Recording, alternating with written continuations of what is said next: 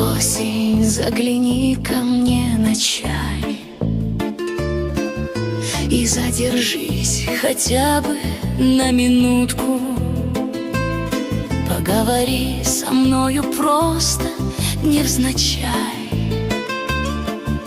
да расскажи мне шутку, прибаутку. Ах, осень, забудь-ка про дела, их все равно ведь все не переделать. Уж листьями дорожки замела. Пойдем чайку попьем или отобедать.